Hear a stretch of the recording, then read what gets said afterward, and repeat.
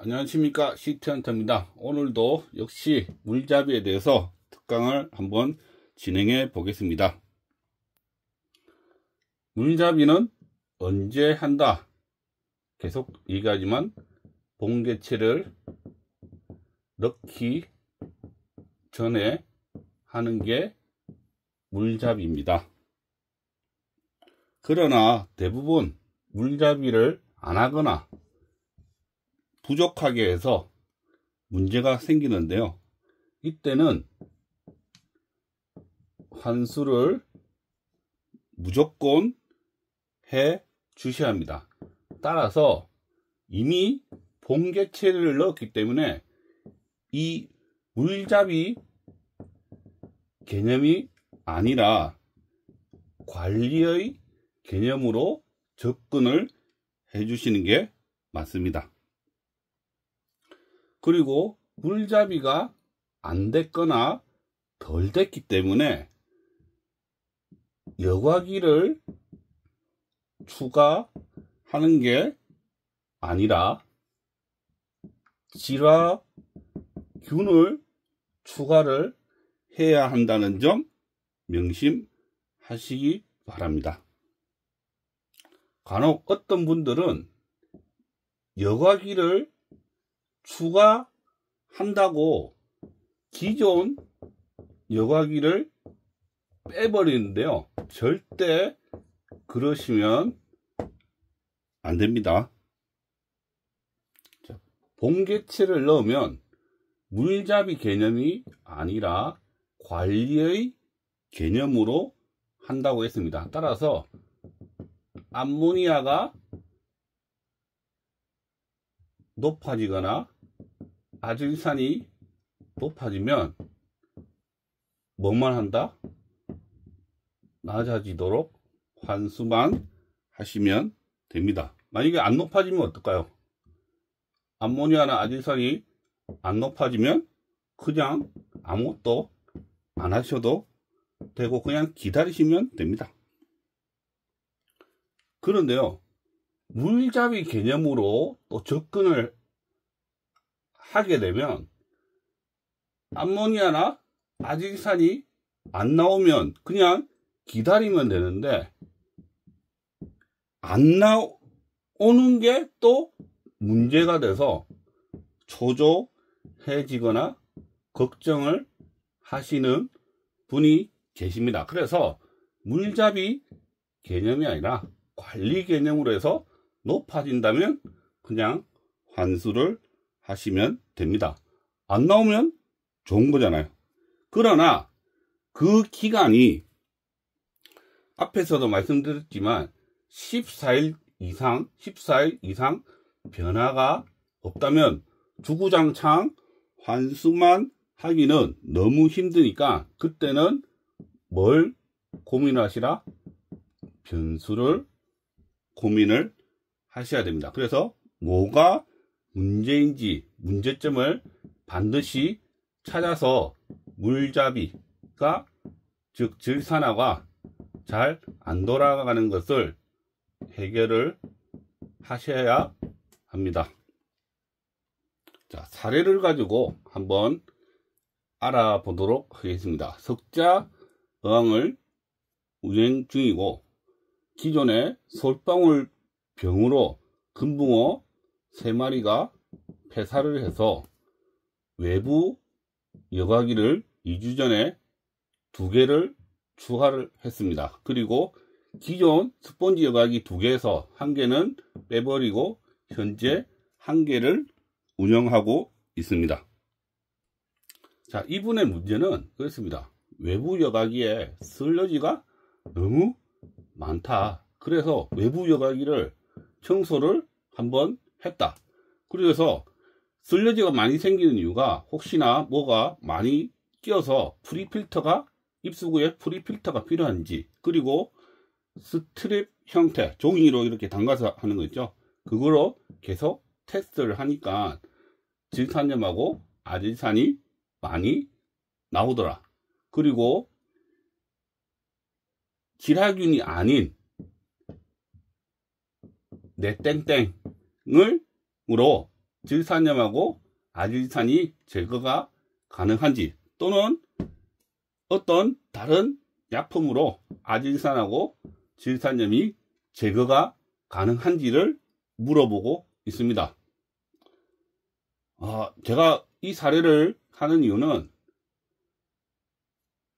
진짜 총체적으로 문제가 많습니다. 그렇죠? 아마 1번, 2번, 그러니까 물잡이 1번, 2번 보신 분들은 아마 이거 보시면 저하고 비슷한 생각이지 않을까 싶습니다. 하나씩 문제를 보겠습니다. 첫 번째, 이분은 분명히 물잡이를 했습니다. 그러나 기라균이 아닌 제품, 즉 그냥 박테리아제를 넣은 거죠. 그러니까 결국에 뭐가 생깁니까? 뭐 백탁은 왔는지 안 왔는지는 잘 모르겠지만 백탁 또는 과도한 슬러지가 생길 수밖에 없습니다. 두 번째, 슬러지가 생기니까 어떻습니까?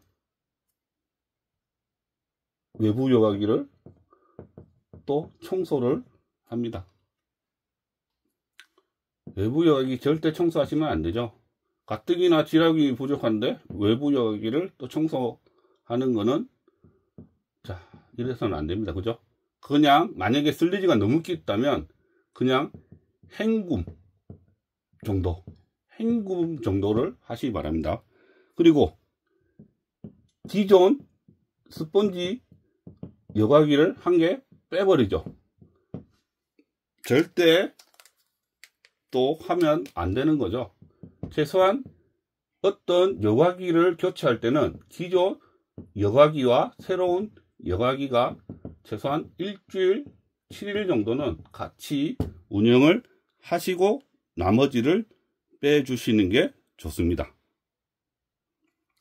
그리고 아마 슬러지가 계속 생기니까 물이 안 잡혔다고 생각하고 계속 그냥 박테리아제를 계속 넣은 것 같습니다. 절대 하면 안 되죠. 만약에 박테리아제를 쓴다면 지라균 제품을 써야 합니다. 다섯 번째, 프리필터. 슬러지 원인이 박테리아가 아니라 뭔가 다른 분진이나 이런 걸로 생각을 하시죠. 프리필터. 그러니까 그분은 지금 뭐가 문제인지도 현재 모르고 있는 겁니다. 스틱형 스트랩 테스트.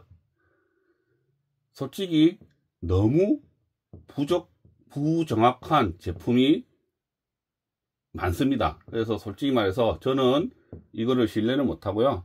제가 가장 사용하기 편하고 좀 괜찮은 거는 API 제품들이, 그리고 액상형으로 된 거. API에서도 스틱형이나 스트랩형이 나오는데 스틱형이 아니라 액상형을 하셔가지고 구입하셔가지고 사용을 하셔야 됩니다.